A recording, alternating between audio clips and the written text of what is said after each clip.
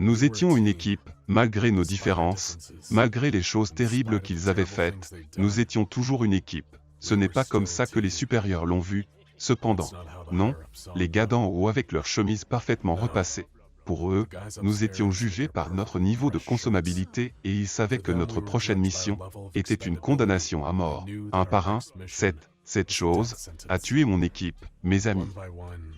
Leur brisant la nuque si rapidement et si facilement qu'à peine avais-je entendu le cri qu'ils étaient morts, nous avons été utilisés, j'ai été utilisé, livré comme une proie aux prédateurs. Un complot qui a été sanctionné par les patrons et approuvé avec un tampon rouge sang. Pourquoi l'ont-ils fait? J'essaie toujours de comprendre. C'est peut-être quelque chose que vous pourrez me dire après avoir entendu comment ces soi-disant hommes scientifiques nous ont laissés dans la cellule. Et dans les mains du SCP-173. Pour moi, c'était le meilleur des moments avant de devenir le pire des moments, le meilleur, parce que j'avais rapidement gravi les échelons de l'établissement. Le pire parce que, eh bien, j'y reviendrai. Je n'ai jamais été le meilleur élève, j'avais terminé le lycée de justesse, et mes perspectives d'emploi étaient sombres. Mais j'ai eu de la chance, je suppose, ou du moins, c'est ce que je pensais à l'époque. Vous voyez, j'ai un oncle Siegfried qui a travaillé pour le gouvernement. Je n'ai jamais vraiment su ce qu'il faisait, juste que c'était un travail secret. J'avais l'habitude d'imaginer qu'il était une sorte de super espion. Alors vous pouvez imaginer à quel point j'étais excité quand il a découvert que j'avais besoin d'un travail et qu'il a proposé de m'aider.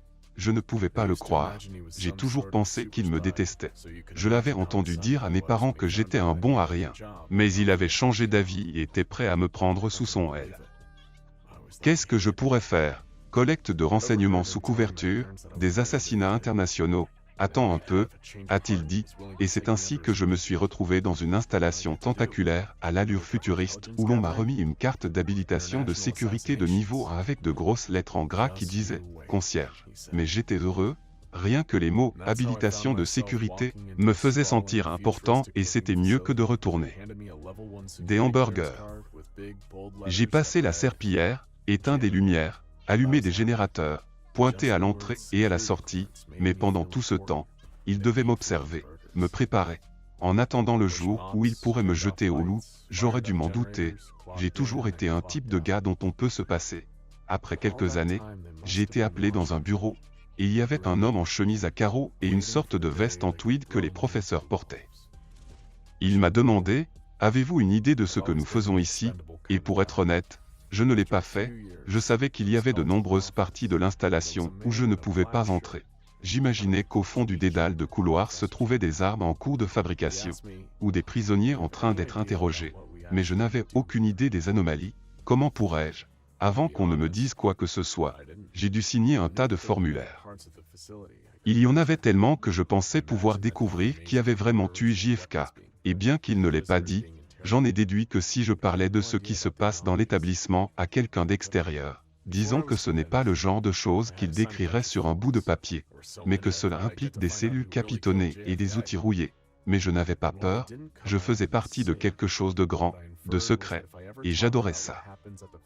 Alors j'ai signé ma vie sans hésiter. Peu après, on m'a présenté ma première anomalie, la classe, bien sûr, ils m'ont emmené dans une salle d'observation d'où je pouvais voir une autre pièce avec un panneau sur le mur qui disait SCP-067. Je suis resté là, à attendre que quelque chose se passe, quand un autre type en blouse blanche est entré. « Bienvenue dans votre première anomalie », a-t-il dit, « je peux vous brancher à ce moniteur cardiaque. Nous voulons évaluer votre réaction, ce que vous voyez. » Tout ce que je vois, lui ai-je dit, c'est une pièce vide avec une table et ce qui ressemble à un stylo sur des papiers. Exact, dit-il en souriant à moitié comme si j'étais un idiot. C'est le SCP-067. J'ai pensé lui dire que si j'avais besoin d'années de formation avant de pouvoir voir un stylo, j'aurais probablement dû accepter ce travail dans un fast-food. J'aurais pu être chef d'équipe maintenant. Ils ont ensuite amené un jeune chimpanzé dans la pièce, assez petit pour être inoffensif. Un des gars a forcé un stylo dans la main du chimpanzé effrayé et quelque chose d'étrange s'est produit, il a commencé à gribouiller. Au début, c'était absurde. Mais soudain, il a commencé à dessiner, de plus en plus vite, et j'ai pu entrevoir des mots et des images. Le temps qu'il le sorte, il se débattait comme s'il était possédé. Ce stylo a un pouvoir, a dit l'homme en blouse, un pouvoir dont nous ne comprenons pas entièrement la source ou l'origine. C'est pourquoi nous sommes ici. C'est pourquoi vous êtes ici. Un des gars dans l'autre pièce a tenu le dessin du chimpanzé jusqu'à la fenêtre. C'était un croquis parfait de la Tour de Londres, complexe et brillant. Au-dessus du croquis figurait le titre, Tour de Londres, période Tudor, vers 1541, l'année où Margaret Pole, la comtesse de Salisbury, a perdu sa tête sur le billot. En dessous, le chimpanzé avait écrit « Dommage, ce n'était pas une traîtresse. Croyez-moi, j'étais là. » Ils n'ont pas eu besoin de regarder le moniteur de fréquence cardiaque pour voir que j'étais choqué. C'était loin d'être la seule anomalie avec laquelle j'étais entré en contact. Et je devais faire quelque chose de bien parce qu'avec le temps, je suis passé du niveau 1 au niveau 2, puis au niveau 3 d'habilitation de sécurité. Et c'est à ce moment-là qu'ils m'ont nommé spécialiste du confinement. Je ne vais pas vous ennuyer avec tous les détails, mais comme vous pouvez le deviner, je m'occupais du confinement des anomalies. Je passais beaucoup de temps à regarder par les petites fenêtres des portes des cellules, pour m'assurer que ce qui se trouvait à l'intérieur était toujours à l'intérieur et toujours en un seul morceau. D'autres fois, j'ai travaillé avec des agents de terrain lors de l'introduction d'anomalies, une période de transition que les fous arrêtés n'appréciaient guère. Il y avait une certaine anomalie cependant, que j'ai été chargé de superviser à plusieurs reprises.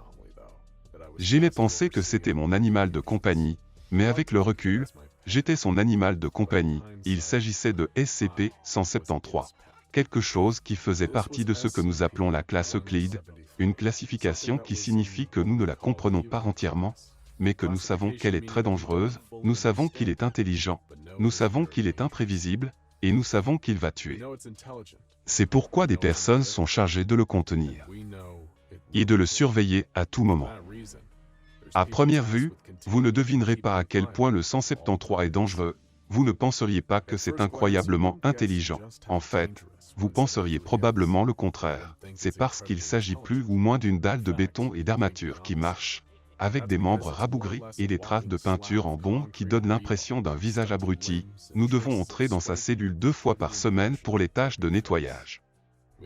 Il laisse sur le sol un liquide dégoûtant et malodorant, une substance brun rougeâtre que je ne peux décrire que comme un mélange de sang et de déchets. L'origine de cette substance est restée un mystère depuis que nous l'avons contenue pour la première fois en 1993. Entrer dans la cellule était toujours un travail à trois parce que, et c'est peut-être la partie la plus étrange du 173, il ne peut pas bouger si des yeux humains le regardent. C'est pourquoi vous avez besoin d'au moins deux personnes pour le surveiller à tout moment. Si vous étiez seul dans la pièce à regarder la 173 et que vous cligniez des yeux, vous seriez mort avant que vos yeux ne s'ouvrent. Nous ne savons pas comment il se déplace aussi vite, mais dans cette fraction de seconde, votre cou est brisé si fort que c'est presque comme être décapité. J'ai vu les vidéos qui le prouvent, il a suffi d'un éternuement. Il n'avait même pas fini de faire sortir le reste de l'atchoum quand il y a eu un flash et son partenaire s'est retrouvé allongé sur le sol. La tête tordue dans le mauvais sens, vous pouvez donc comprendre pourquoi nous exigeons maintenant 3 hommes chaque fois que nous devons entrer dans la cellule 273. Puis, il y a quelques mois, on m'a dit qu'un long processus allait commencer pour former et rééduquer certains futurs membres de la classe D. Les détenus de classe D sont pour la plupart des prisonniers condamnés à perpétuité ou ceux que nous avons sortis du couloir de la mort pour leur donner une nouvelle vie. Nous étions apparemment en sous-effectif, alors pourquoi ne pas employer des hommes dont la vie était à peu près terminée de toute façon? C'était le raisonnement. Ou du moins c'est ce qu'ils m'ont dit, je devais les former à leur nouveau travail, nettoyer les dégâts de 173. Pour que moi et le reste des spécialistes du confinement puissions nous concentrer sur des tâches plus importantes. Ils n'avaient pas suivi la formation que j'avais reçue, ni vu ce que j'avais vu, mais après leur avoir montré la vidéo du 173 qui avait presque décapité un homme, ils étaient plus que disposés à suivre les règles, ils ont compris qu'il ne fallait pas cligner des yeux, ni se détourner, ni éternuer, et que tout relâchement de la concentration pouvait entraîner une mort violente. J'ai donc commencé à leur montrer les ficelles du métier. Comment on se déplace en équipe dans la cellule et comment on tient toujours les autres informés de ce qu'on fait. Le 173 était toujours assis dans le coin de la cellule, aucune expression sur ce visage grossier, mais lorsque nous sommes entrés dans sa cellule, j'ai eu l'impression qu'il savait que quelque chose avait changé. J'avais l'impression qu'il communiquait avec moi. mais je ne pouvais pas dire ce qu'il essayait de dire, et puis c'est arrivé. C'était un mardi après-midi, 3 jours depuis la dernière fois que nous avions nettoyé. Comme d'habitude, 173 avait recouvert le sol de cet horrible liquide. Nous nous sommes dirigés vers le nettoyage, ma nouvelle équipe alerte comme toujours, et certains ont nettoyé pendant que d'autres gardaient les yeux fixés sur la chose dans le coin. Tout se passait bien quand nous avons entendu un bruit que je connaissais très bien, c'était le son du verrouillage de la porte de la cellule. Quelqu'un a dû faire une erreur. Et les gars, on est enfermés ici, j'ai crié dans l'interphone. Rien, les gars, cette foutue porte est fermée. Rien, je l'ai un peu perdu, ouvrez la porte, voulez-vous, rien, mon équipe m'a regardé, ceux qui n'étaient pas en contact visuel avec moi. Comme si je devais savoir quoi faire, en espérant que cela s'était déjà produit et qu'il y avait une sorte de plan standard pour y faire face. Il n'y en avait pas. Nous étions toujours observés lorsque nous étions dans la pièce et je savais qu'un technicien ne pouvait pas verrouiller la porte par accident. C'était impossible. Il y avait des protocoles. Quelqu'un avait fait ça exprès. Nous étions tous les quatre assis dans un coin de la pièce, aussi loin que possible de la 173, les yeux rivés sur elle. Il n'a pas bougé d'un pouce. Comme d'habitude, il est resté debout, fixant le mur. Comme toujours, nous sommes restés éveillés toute la nuit, parlant un peu, nous accrochant à un fil espoir que quelque chose avait mal tourné, mais lorsque la nuit est redevenue le jour, nous avons tout commencé à perdre espoir.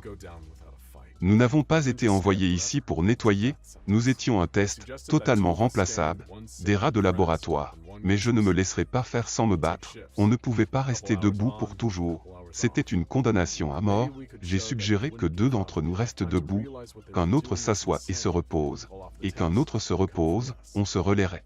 Quelques heures de travail, quelques heures de repos, peut-être que si nous pouvions montrer que nous n'abandonnerions pas, ils auraient le temps de réaliser que ce qu'ils faisaient était insensé, d'annuler le test et de venir nous libérer. Nous avons fait quelques gardes comme ça et il semblait que nous serions capables de tenir un jour ou 2 de plus quand tout a mal tourné. C'était mon tour de m'asseoir et de me reposer quand j'ai entendu le pire bruit possible, des ronflements, le détenu à côté de moi dormait tranquillement, donc ça doit être un de ceux qui sont debout. J'ai jeté un coup d'œil pendant une fraction de seconde et je les ai vus tous les deux, appuyés contre le mur de la cellule, en train de somnoler. Au même moment, j'ai vu le flash. Crac, snap, pop, l'un après l'autre. Leur cou a été brisé. Je ne sais pas trop comment ça s'est passé, mais j'étais à nouveau debout, fixant le 173 qui était maintenant dans le coin, des cadavres avec la tête tordue empilée devant lui. Je n'en pouvais plus. Je ne pouvais pas fixer cette chose pour toujours, je me sentais abandonné. J'ai baissé la tête vers le sol, puis j'ai finalement brisé mon regard, prêt à mourir, et ensuite, rien ne s'est passé. J'ai lentement relevé la tête et, il était là. Son visage hideux à quelques centimètres du mien, c'est alors que j'ai compris ce que nous avions contenu, ce que nous avions sous-estimé. J'ai senti à nouveau qu'il me disait quelque chose, il me disait de fermer les yeux, de dormir, c'est ce que j'ai fait, mais quand mes yeux se sont fermés, je n'ai pas vu l'obscurité. J'ai vu 173, ou quelque chose comme ça, mais pas dans la cellule, je l'ai vu à l'extérieur, dans le monde, debout au-dessus d'enfants endormis dans leur lit, à regarder. Je les ai vus se cacher dans l'ombre, regardant les passants. Puis j'ai réalisé qu'ils ne regardaient pas, attendant de bondir. Non, ils se cachaient. Mes yeux se sont ouverts lorsque la porte s'est ouverte et que 6 agents de sécurité sont entrés. Ils m'ont emmené dehors, m'ont piqué la jambe avec une seringue et m'ont injecté quelque chose alors que le monde s'éteignait.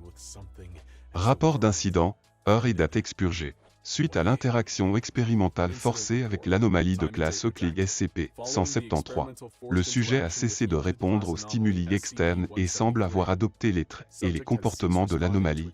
Le sujet passe maintenant toute la journée assis dans un coin de la cellule à regarder le mur. Il est conseillé au personnel de faire preuve de prudence lorsqu'il a affaire au sujet, car le seul comportement qu'il adopte est de tenter d'étrangler toute personne qui entre dans sa cellule.